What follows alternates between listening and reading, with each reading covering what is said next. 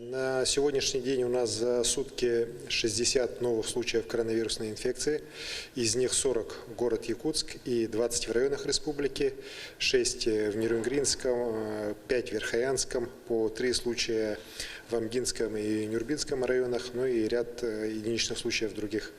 Конечно же, ситуация достаточно непростая. Мы видим, что если по Якутску достаточно стабильная ситуация сохраняется у нас уже практически месяц, то вот в районах республики, в некоторых из них идет определенные такие скачки заболеваемости, которые достаточно нас серьезно тревожат.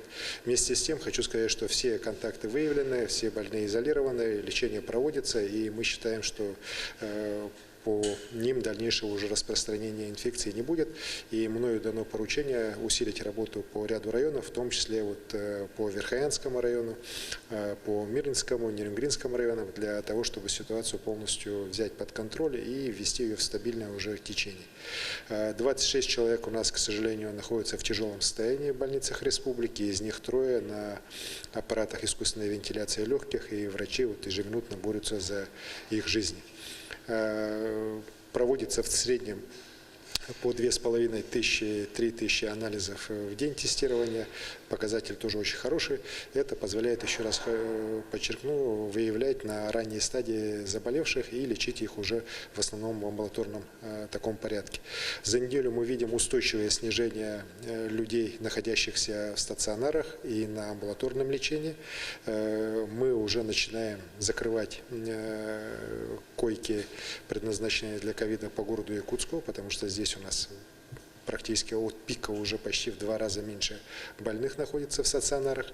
И сегодня мною также принято решение, что в рамках дальнейшего снятия ограничительных мер тоже принимается ряд таких решений, как то, что с завтрашнего дня у нас с соблюдением социальной дистанции 2 метра будет разрешена работа общепита, ресторанов и кафе в республике. Так, это ждут в целом вся индустрия. Ну и в целом мы видим, что ситуация достаточно хорошо контролируется и муниципальными образованиями, и органами Роспотребнадзора.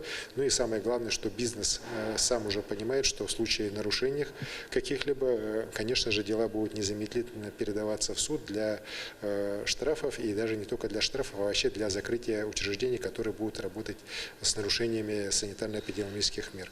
Я очень надеюсь, что индустрия общепита, она правильно воспримет разрешение работать не как возможность, скажем так, нарушать так, санитарная норма, а наоборот, как раз очень будет серьезно, ответственно относиться к этому.